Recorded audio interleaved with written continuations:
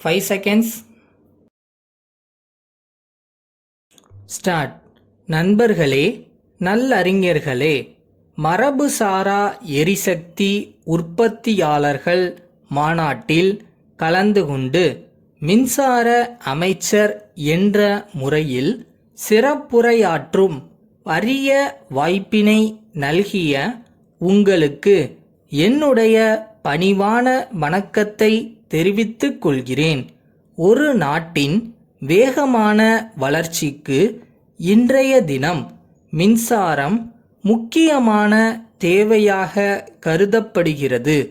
பல்வேறு வகைகளில் நாம் மின்சாரத்தை உற்பத்தி செய்கிறோம். இருக்கின்ற நீர் ஆதாரங்களை எல்லாம் பயன்படுத்தி எந்த அளவிற்கு அதிகமாக புனல் மின் உற்பத்தி செய்ய முடியுமோ அந்த அளவிற்கு செய்துவிட்டோம். நம்முடைய தேவையை பூர்த்தி செய்ய அனல் மின் உற்பத்தியிலும் அதிக முதலீடு செய்துள்ளோம். அடுத்தபடியாக முக்கியத்துவம் பெறுவது அணு மின் உற்பத்தி. இதற்கு அயல் நாடுகளின் உதவியும் தேவைப்படுகிறது. அணு உலையில் கசிவு ஏற்பட்டால் விபரீதமான விளைவுகளை நாம் சந்திக்க நேரிடும்.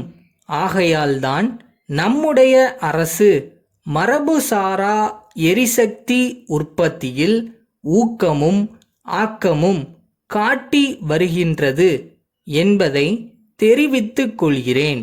விவசாயிகளின் வீடுகளில் சாணத்தை எரிபொருளாகவும் எருவாகவும் பயன்படுத்துகின்றார்கள். எருவாக பயன்படுத்துவதற்கு முன் சாணத்தை உரிய முறையில் தயாரிக்கப்பட்ட குழியில் சேகரித்து வைத்து அதிலிருந்து வெளிவரும் வாயுவிலிருந்து மின்சாரம் தயாரிக்கலாம்.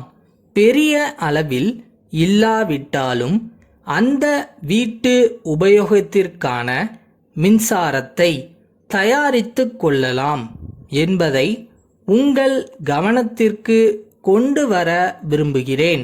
வெளிநாடுகளில் சூரிய சக்தியிலிருந்து மின்சாரம் தயாரிக்கும் முறையை போல நம் நாட்டிலும் தயாரிக்க திட்டமிடப்பட்டு பல மாறுதல்களுடன் இப்போது நடைமுறைப்படுத்தப்பட்டு வருவதை நீங்கள் பார்த்திருப்பீர்கள். அதனால் சுற்றுச்சூழலுக்கு பாதிப்போ சுகாதார கேடோ ஏற்படுவதில்லை.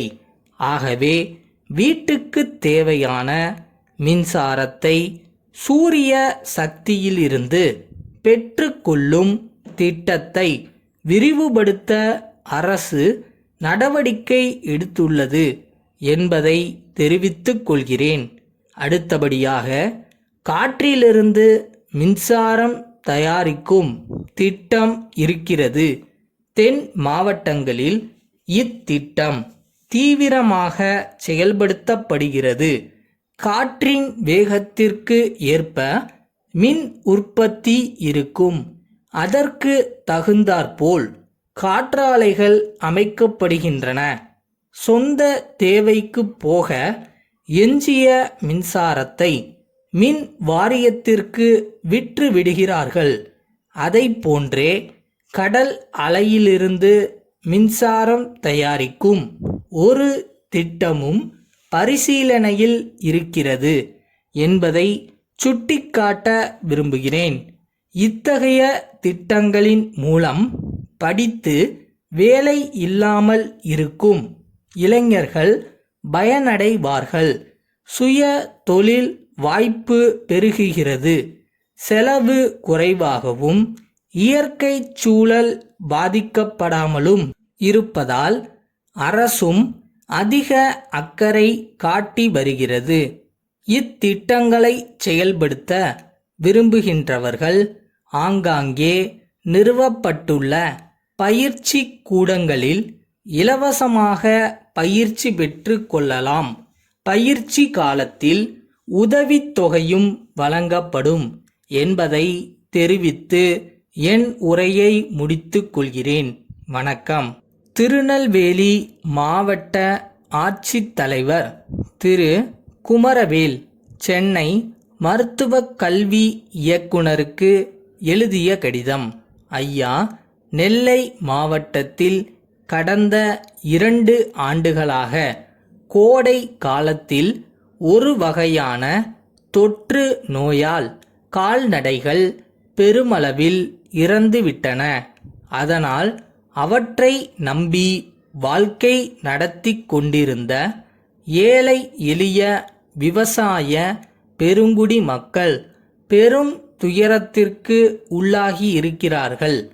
வறுமையின் கோரப்பிடியில் சிக்கிய சிலர் வாழ்க்கையை தேடி பிற மாவட்டங்களுக்கு குடிபெயர்ந்து விட்டார்கள்.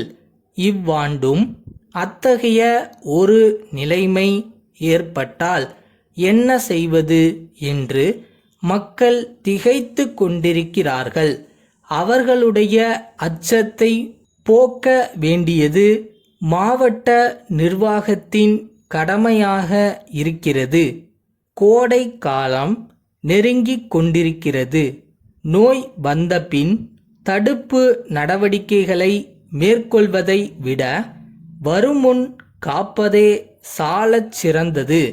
ஆகையால் இம்மாவட்டத்திலுள்ள மருத்துவ குழுவினருக்கு உதவியாக தங்கள் கட்டுப்பாட்டில் வருகின்ற சிறப்பு மருத்துவர்கள் சிலரை அனுப்பி நோய்க்கான காரணத்தை கண்டறிந்து தகுந்த சிகிச்சை அளித்து மக்களுடைய பீதியை போக்க ஏற்பாடு செய்யும்படி அன்புடன் கேட்டுக்கொள்கின்றேன். தங்கள் நம்பிக்கையுள்ள நம்மளோட திறமையை வளர்த்துக்கிறது அட் த சேம் டைம் நம்ம வருவோம் அப்படின்னு நம்புறேன். அந்த கான்ஃபிடன்ஸ் உங்ககிட்ட இருக்கணும்.